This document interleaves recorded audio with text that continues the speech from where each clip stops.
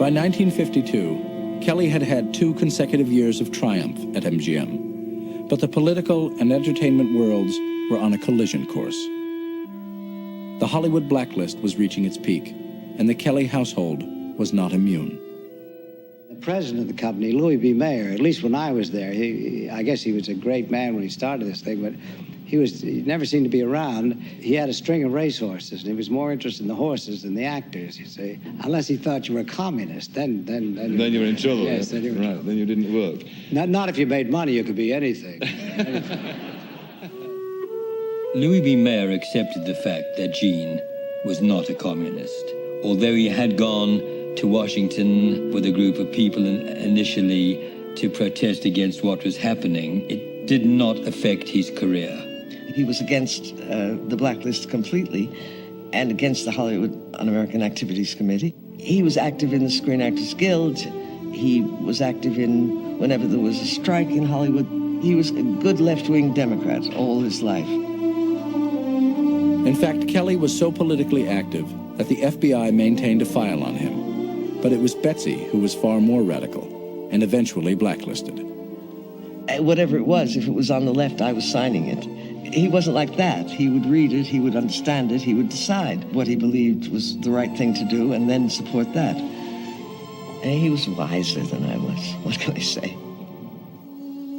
The political climate grew steadily worse, and the Kellys decided to take advantage of a new tax law for Americans living overseas, a decision that would prove disastrous on many levels. Gene thought that was a great idea. We loved Europe. He wanted to make an all-dance film, which could be made in England just as well as in Hollywood. Kelly convinced Arthur Freed to let him direct and choreograph his dream project, an episodic dance film with no dialogue and no plot. The reason for Invitation to Dance was, for once in my life, I thought I'd do an unselfish thing. I said, all over the world, everybody thinks that Fred Astaire and Gene Kelly are the only 2 dancers that live in America, or that people outside the big cities of the world have ever seen. I said, why don't we make a small film and use great ballet dancers? And they said, well, fine, you make it in England. Then when we got to England, they changed their attitude and said, you have to be in all the numbers. Gene Kelly always saw himself as a kind of propagandist for dance, and in Invitation to the Dance, that's very clear.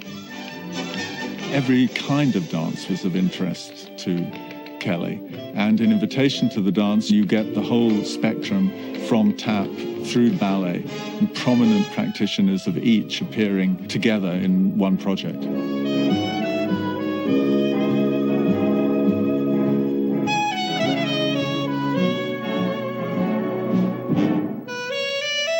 Invitation to the Dance was a dream of his, and it was a very hard film to make.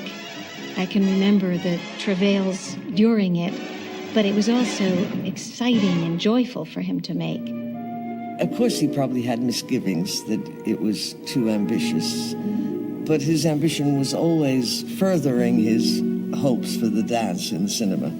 And the fact that it didn't work out, that nobody liked it much, nobody went to see it much, I'm sure it hurt him deeply.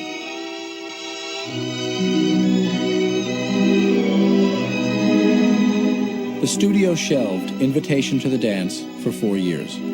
Finally released in 1956, it failed financially and critically, as did the other films Kelly made during his time in Europe. Adding to his troubles, the tax law he had originally left the U.S. for was repealed. When he came back from Europe, the blacklist still had an effect. It had changed the whole climate of filmmaking. The structure of the industry had also changed, and I think it was very difficult for Kelly to readjust to that.